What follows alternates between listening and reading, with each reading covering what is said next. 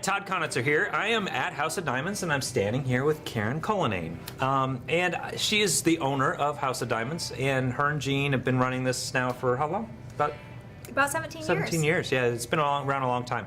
And one of the things that their questions always come up is questions on loose stones. And there's the 4 C's. What are the 4 C's again? Cut, color, clarity, and carat weight. And one of the questions as a guy that we always have is that we come in, we're looking at these loose stones. How do you determine carat weight? What is it, and why is it important, and how does it range in there? So we have all these questions. So I thought maybe she could actually enlighten us a little bit on what we're looking for. Exactly. Well, with carat weight, it's probably the most simple out of all of them. It's strictly in reference to weight, which of course therefore equates to size and to a great deal the overall value and price of the stone. Okay. So when you're considering carat weight and you think about how that's referencing size, with a diamond you want a certain amount of proportion and weight going toward diameter as well as to the depth, and you want to stay within a certain proportion.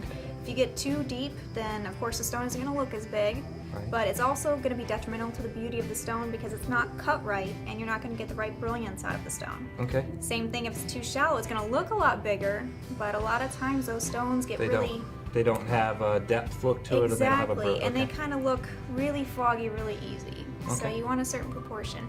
And of course with carat weight, when you get to certain size categories, right.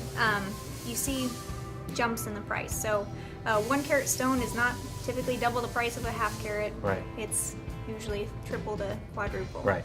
But those are typically good. Especially right now in today's markets and stuff and how things are going, everything's kind of fluctuating right now as far as that goes too. Yep. And now coming back to that a little bit on the carat weight, is that considered different between different places? Again, if you go into a box store, you see that they're already cut, mounted, and they're already in there. And is there any way to determine? Is there any tips that people could use to?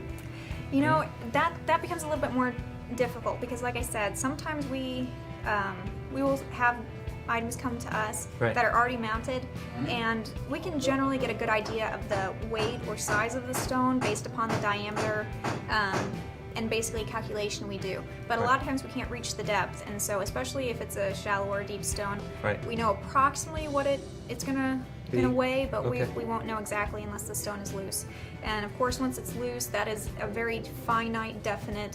Then you can use all your stuff that you have here and all your basically tools. A scale is all you need, but a very precise, fine scale. And again, that's probably why it's best to basically purchase your stone loose, so you know the color and the clarity, and you have it all documented right there, and then choose your mounting. Precisely. Okay. Well, thanks so much. I appreciate that, Karen. I hope that helped.